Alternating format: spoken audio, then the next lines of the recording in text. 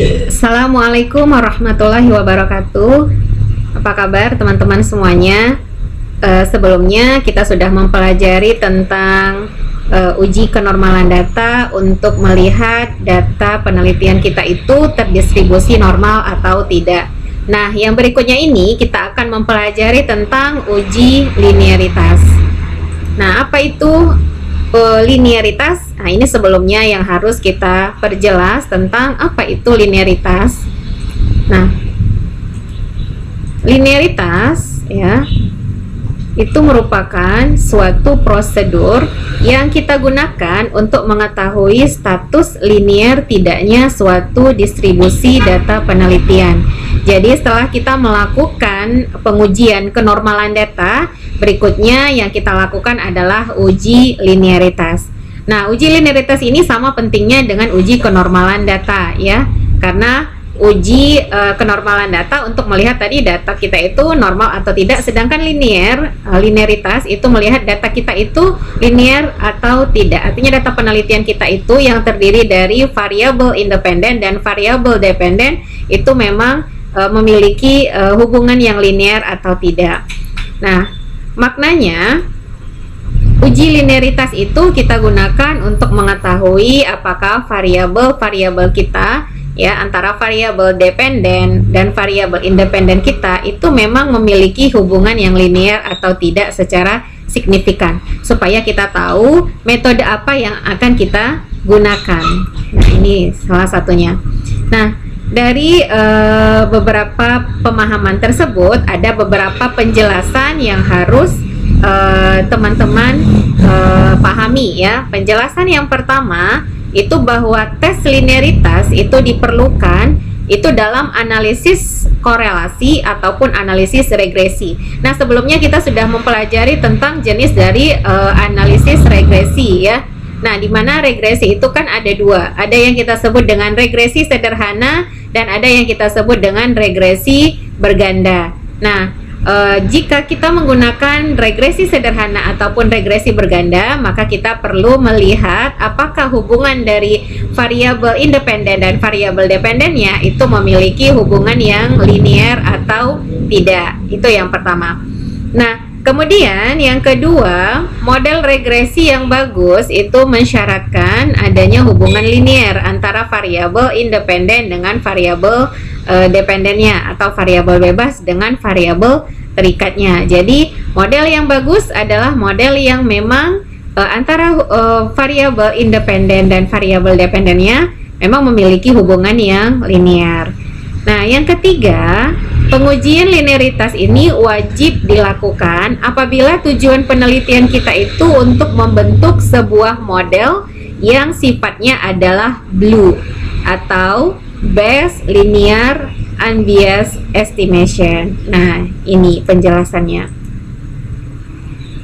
Jadi pengujian linearitas ini ada banyak sekali ya, ada banyak sekali. Bisa dengan aplikasi SPSS yang mungkin teman-teman sudah pelajari di praktek analisa data, dan kalau di sini saya akan nanti mempraktekannya adalah dengan menggunakan EViews. Jadi uji linearitas dengan EViews itu biasanya digunakan yang paling populer ya. Salah satunya itu namanya ujinya adalah uji Ramsey Regression Equation Specification Error Test atau yang kita sebut dengan uji Ramsey Reset Test. Nah, ini yang paling familiar, yang paling banyak digunakan untuk pengolahan dengan menggunakan EViews. Jadi kalau misalnya dari awal teman-teman sudah menggunakan SPSS, maka fokusnya itu dari SPSS, dari uji normalitas sampai ke uji hipotesis nantinya itu dengan menggunakan SPSS. Nggak boleh dicampur aduk antara SPSS dengan EViews. Misalnya uji normalitasnya dia gunakan SPSS, nanti uji linearitasnya menggunakan EViews, itu tidak boleh ya. Jadi kita konsisten dalam penggunaan. Kalau memang pengolahan datanya itu adalah SPSS dari awal, maka gunakan SPSS untuk semua uji. Dan kalau misalnya kita menggunakan menggunakan aplikasi EViews dari awal, maka itu kita harus gunakan penggunaan dengan aplikasi EViews. Nah, untuk materi ekonometrika ini, pengolahan data yang akan kita buat itu dengan menggunakan EViews. Nah, Seperti apa ketentuan dari Ramsay Reset Test ya?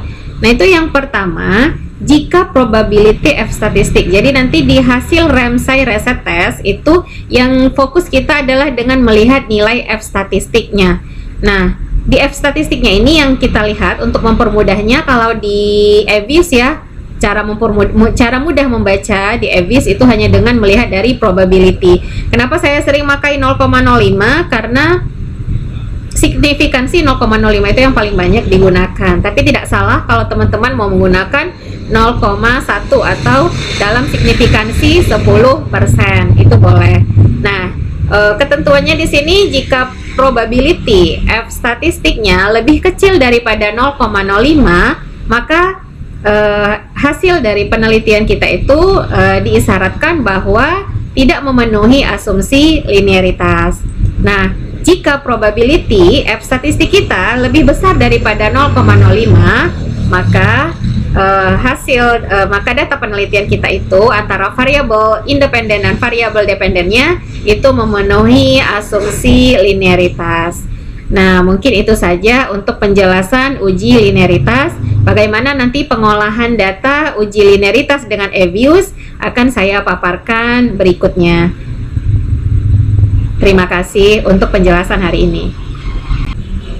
Oke, teman-teman semuanya, kita akan lanjutkan bagaimana mengolah data untuk uji linearitas dengan menggunakan EVIUS. Ini adalah tampilan EVIUS yang sudah tidak asing buat teman-teman. Sekarang kita memasukkan data dulu ya. Tetap sama seperti yang sudah pernah saya jelaskan. File new work file, kemudian ini kita ambil yang date regular frequency. Kebetulan data saya ini data bulanan, jadi di sini kita ambil yang monthly ya, dari tahun 2012, kemudian end date-nya itu 2014. Oke, saya opsionalkan saja ya. Oke, kelihatan. Kemudian saya masukin datanya dulu, saya import ya, supaya lebih mudah saya import saja. Saya simpan di local disk E. Untuk ekonometrika di sini ada data linearitas. Oke, saya open. Oke, next. Oke, next. Oke, start date-nya itu 2012. Monthly, finish. No aja, sama aja ya. Ini saya hapus dulu. Oke, ini datanya sudah masuk semuanya ya. NPF-nya juga sudah dipastikan semuanya datanya masuk. Return on asset-nya juga sudah dinyatakan masuk. Oke. Nah, di sini yang menjadi variabel dependennya itu adalah return on asset. Yang menjadi variabel independennya itu adalah DPK dan NPF ya. Saya ini bikin permisalan pengolahannya.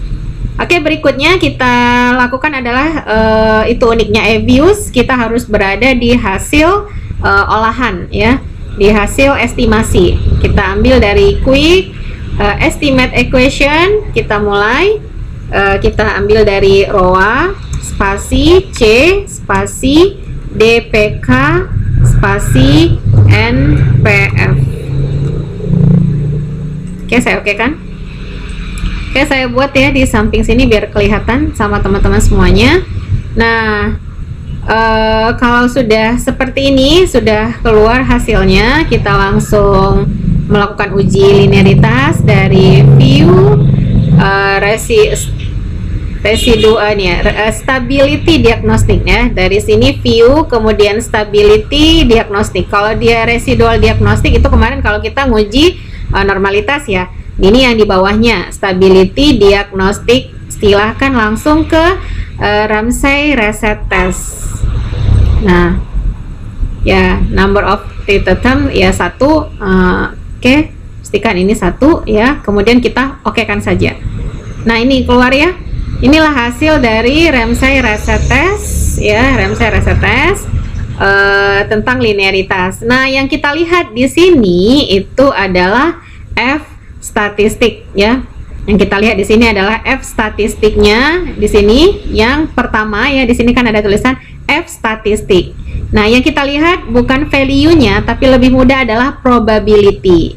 Ya, di sini F statistiknya probability. Nah, yang kita lihat tadi ketentuannya kalau probability F statistiknya lebih kecil dari 0,05, itu berarti dia tidak linear.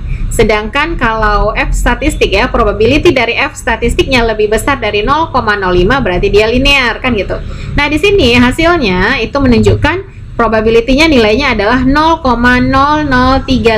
Artinya nilainya lebih kecil daripada 0,05. Jadi artinya DPK NPF dengan ROA itu tidak memiliki hubungan yang linear.